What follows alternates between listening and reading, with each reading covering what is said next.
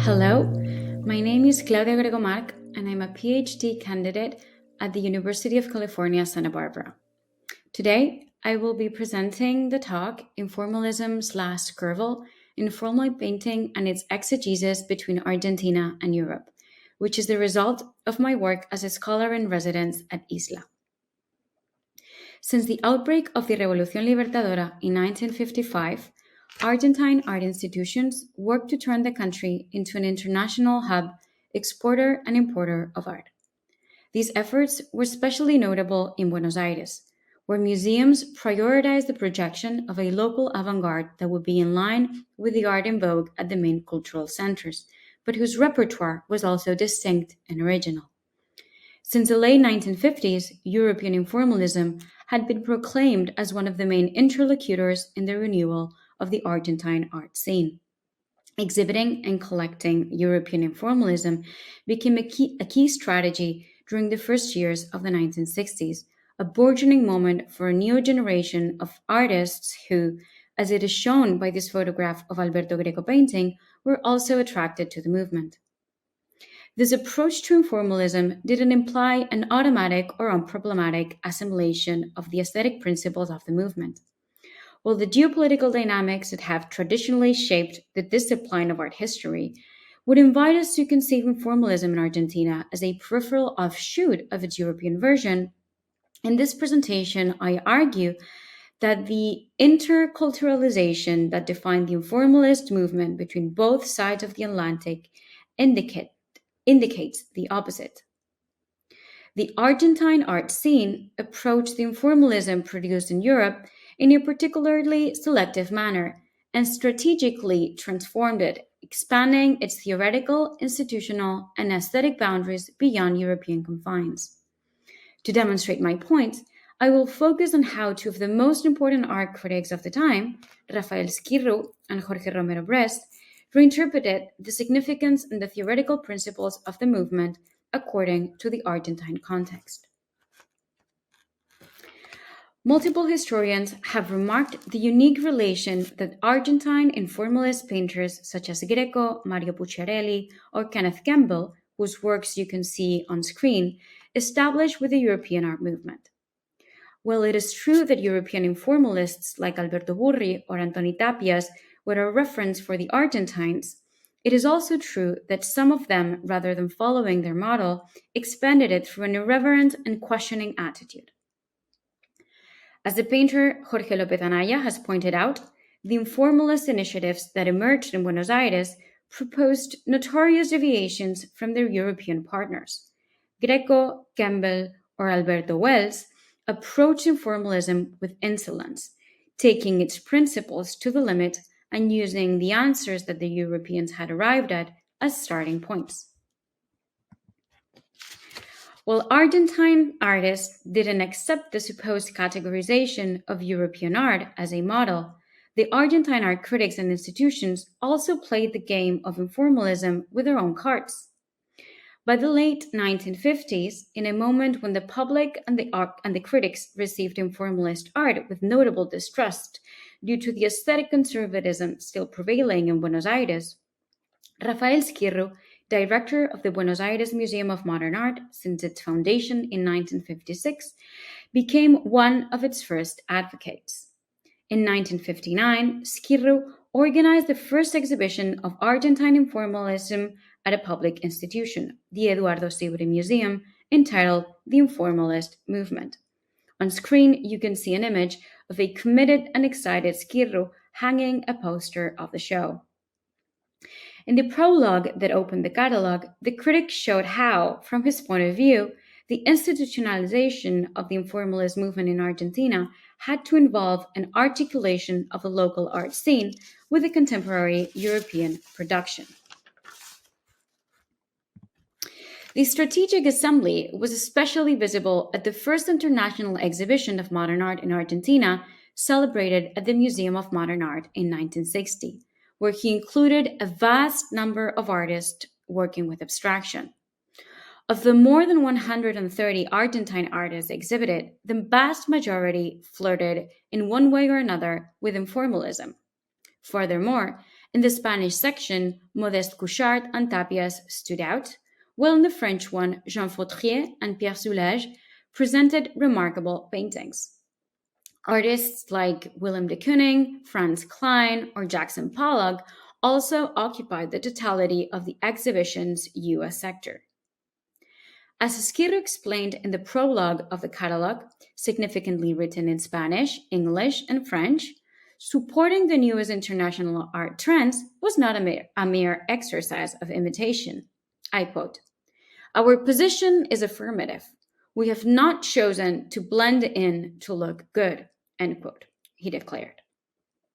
The exhibition had to be understood as, I quote, "the realization of a national aspiration," end quote, that opened the doors of the country to a new muse.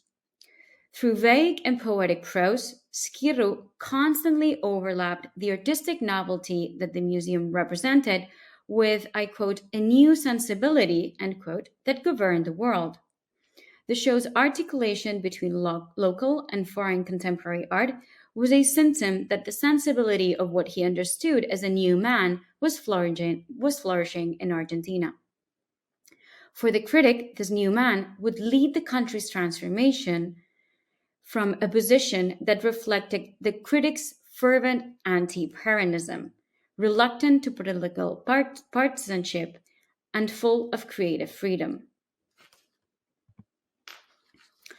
Associating European informalism with the new sensibility of this messianic figure implied thus a complete redefinition of the ideological principles of the art movement. While in Europe, especially Paris, informalism had been interpreted as a plastic translation of the existentialist attitude derived from the Second World War, in Argentina, informalism was associated with a project of national reconstruction that was taking place after Perón's fall. The institutional recognition of European informalism was produced, therefore, from an internationalist imperative and a strategy of affiliation that dispossessed the movement of its tormented attitude and repossessed it with optimism. From Argentina, exhibiting, collecting, and producing informalist art was related to a vitalist trust in humanity and the possibility of changing the country's politics. This strategy of articulating local and foreign art production to institutionalize informalism was also used by other notable art critics and institutions, although responding to different local needs. In 1960, the Di Tella Institute, still a newcomer to the Buenos Aires art scene, chose to establish a constant dialogue between informalism and the artworks that the foundation was acquiring, which came both from the European artistic tradition and contemporary art trends. This was especially noticeable in the triple exhibition organized that year to simultaneously show the Di Tella Permanent Collection, the first Di Tella Prize for Argentine painters, and a show of 21 works of Alberto Burri. You can see the front cover of its catalog on screen. This major event took place at the National Museum of Fine Art in Buenos Aires, thanks to the critic Jorge Romero Brest.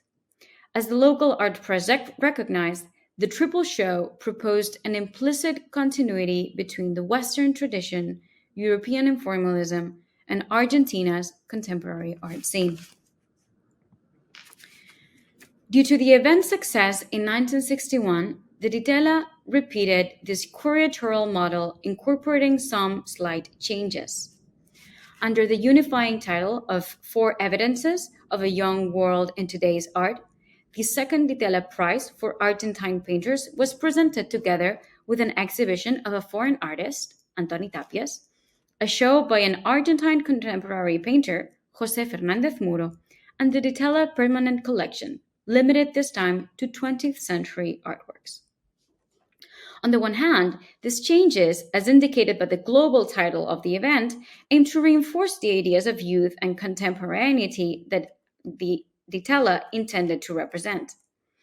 On the other, The addition of a solo exhibition of a contemporary local artist made even more evident the equivalence that the institution was trying to establish between the two group exhibitions and the two solo ones.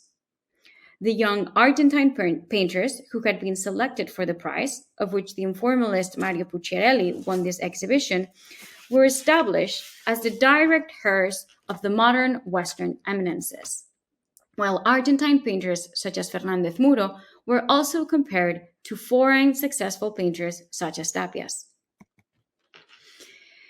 This strategy of equivalences that the Di Tella deployed to institutionalize informalism was crowned by Jorge Romero Brest's resemantization of the movement, especially after he accepted the position of director at the Di Tella Center for Visual Arts in 1963, resigning from the direction of the National Museum of Fine Arts. In a moment when alternative avant-garde forms began to be explored based on a return to figuration and the experimentation with objects, site-specific works, and performative practices, Romero Brest chose to consider informalism as an aesthetic attitude rather than an artistic movement. In the catalogue of the Di Tella's first International Painting Prize, Romero Brest devoted an entire article to informalism, which you can see on screen now. In this text, he reframed one of the principles that the French art critic Michel Tapier had presented in 1951 as foundational to informalism. While Tapier had defended that the informalist artist was the only one who could access the inexhaustible dimension of what he called the real, Romero Brest argued that the informalist artist had been responsible for separating the notion of reality from what he understood as the real, a truth that was obtained by imagining what exists. For the Argentine, informalist painters had made visible that the task of modern art was to discover the real, that special truth, but they were not the only ones responsible to access it. The real could be accessed through very different types of imagination, which, in artistic terms, meant various media, aesthetic practices, and plastic trends. Through this theoretical reelaboration, Romero Brest opened the door to understanding informalist abstraction in continuity with the new art movements that were burgeoning in Argentina, while he also opened the possibility of creating the diverse artistic genealogies that until the end of the 1960s would shape the Di Tella's curatorial program. Informalism in Argentina never settled down as a movement as cohesive as it was in Europe, nor did it develop in the same programmatic way.